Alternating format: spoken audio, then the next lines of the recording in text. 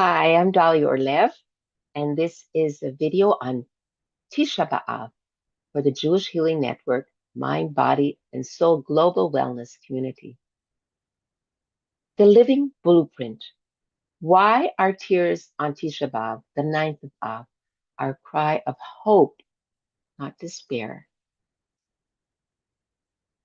In the natural law of grief, the sages decreed, it said, it is decreed that the dead be forgotten from the heart. God, in his infinite wisdom, knows with time he designed human nature to eventually find consolation that life can go on. I know my father, after my mother passed away, says life is for the living. However, the 2,000 years anomaly, the sages state, is decreed that the dead be forgotten from the heart. Our ongoing grief for a lost glory over 2,000 years later defines the natural order and is sustained by tremendous hope for revival and rectification. For 2,000 years, according to the natural order, we should have long ago set aside the past and found consolation. If the Bet HaMikdash is truly dead, where do we find the strength to continue mourning and weeping? In the night of the spies, this destruction was not the first calamity to befall our people on the 9th of Av. Generations earlier, the tragic date was sealed in the wilderness. The entire assembly rose up and issued its voice, and the nation cried that night of the Chet HaMeraglim, the night of the spies. It was a weeping of despair, a disbelief. They had disregarded God's promise of a land flowing of milk and honey, even heresy, believing that the Holy Land was a land that devours its inhabitants. Hopelessness, fear of conquest by giants and mighty warriors, and feeling they would have been able to conquer. In the Gemara, in the tractate Tanit 29, Rabbi Yochanan said, Hashem said, you wept for no reason. I will establish for you a weeping for generations. And so it was. Destruction of the first Bet HaMikdash, destruction of the second Bet HaMikdash in Tisha B'Av, the fall of Beitar, Tisha B'Av, and the Spanish expulsion started on Tisha B'Av. Many tragedies in our history. But in his infinite mercy, not vengeance, initial weeping caused a profound damage, injecting a venom of despair deep inside the nation's heart. But God's decrees are not vengeful. The ensuing tragedies are mechanisms of infinite mercy designed to rectify and eradicate that original sin.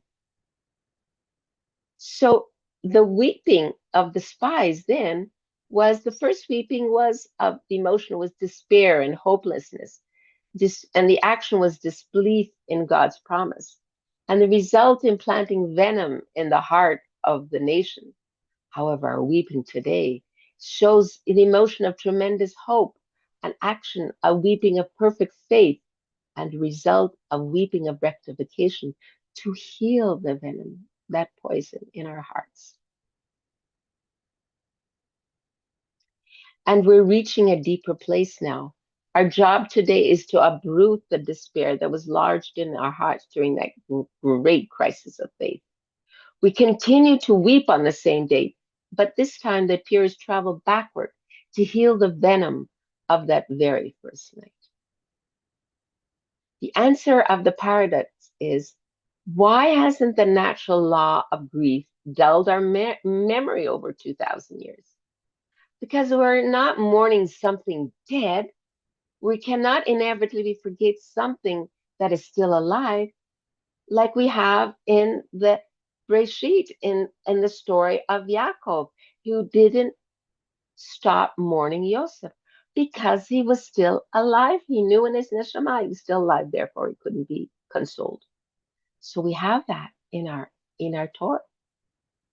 Because alive in our hearts, we are mourning something, not mourning something dead that is inevitably forgotten, nor are we grieving for some long forgotten memory. The Beit HaMikdash is fresh and alive in our hearts and our minds.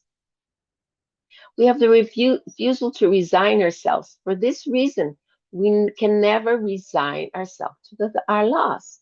We will not start mourning until the light of the Jewish people and our holy temple shines anew. Our tears are an act of spiritual defiance against the darkness. We are anticipating the revival. We are echoing Yoshua and Caleb who said, the land is very, very good. If God desires us, he will bring us to the land and he will give it to us. Our modern tears are a declaration of this exact faith. We still believe and hope and anticipate our revival. So our tears are tears of hope. The Beit HaMikdash will once again be built. Our splendor and holiness will once again be rebuilt. Hashem will rebuild for us our Beit HaMikdash. So this year, realize your tears are tears of hope for the Beit HaMikdash to be rebuilt. Ken Yeratzon.